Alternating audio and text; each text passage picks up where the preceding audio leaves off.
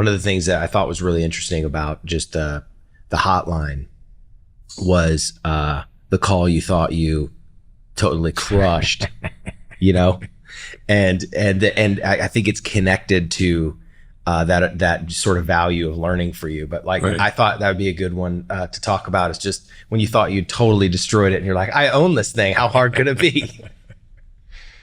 Yeah. Well, negotiation is a perishable skill. Emotional intelligence is a perishable commodity. Or maybe plastic and dormant. Like, so if you don't practice, Jim Camp, who wrote Start With No in 2002, referred to negotiation as a human performance event. He had spent time as a football coach. And so by definition, if it's similar to a sporting event, if you don't practice, you get worse. Even if you're doing it all the time. Mm-hmm. Like Tiger Woods didn't win all those championships unless he got on the practice tees. Yeah. He practiced constantly. And that's why he didn't rely on simply playing in tournaments to win. So I didn't realize that. And you come out of the suicide hotline training, crisis hotline training sharp. I mean sharp. Any good training, you're going to come out really sharp. And you're going to think it's riding a bike. Well, it's not. So over the course of a year, I picked up a lot of bad habits because I wasn't focusing on skill maintenance. I wasn't focusing on my results, repetitions. I was just doing it. And so a year in, and I come up for my annual review, and this guy named Jim, great guy, very positive, would always joke around because volunteer burnout is the first problem with suicide hotline, crisis hotline. Funding is a close second, but volunteers get burned out fast. And Jim was a happy-go-lucky, friendly dude. So I did the call that he monitored, and the person that called said, "Thank you so much. You helped me so much. That was so great." And I'm walking back to the room where Jim is listening in, basically polishing my fingernails on my jacket. A little extra swagger. Yeah, that was great. I rocked. I was so good that guy congratulated me.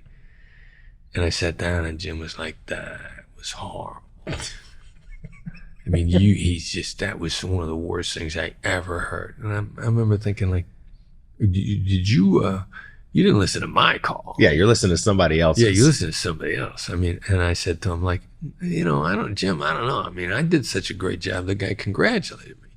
He goes, "Let's start with that." That's the first problem. They need to feel empowered. If he congratulated you, then you did the work. And as soon as you're off the phone with him, he's all alone again. He says, so you didn't make him feel empowered at all. You took all the credit.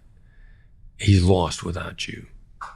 You didn't help him at all. And then he just went, because I'd given him advice, and advice never helps anybody unless you know what you're talking about. And then it's not advice, it's guidance. And it still puts it back on you. But I'd given him advice. Here's your problem, this is what you need to do. "Oh, thank you so much." It was horrible. And it didn't help the guy at all. And that was when wow, I gotta go back and I gotta restudy everything. Mm. And I got fascinated by the process.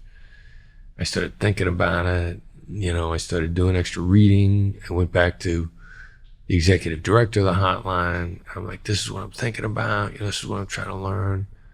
And she was like, "Wow, you gotta teach here. There's no better way." Well, teaching something is one of the best ways for skill maintenance. You gotta have a command over it.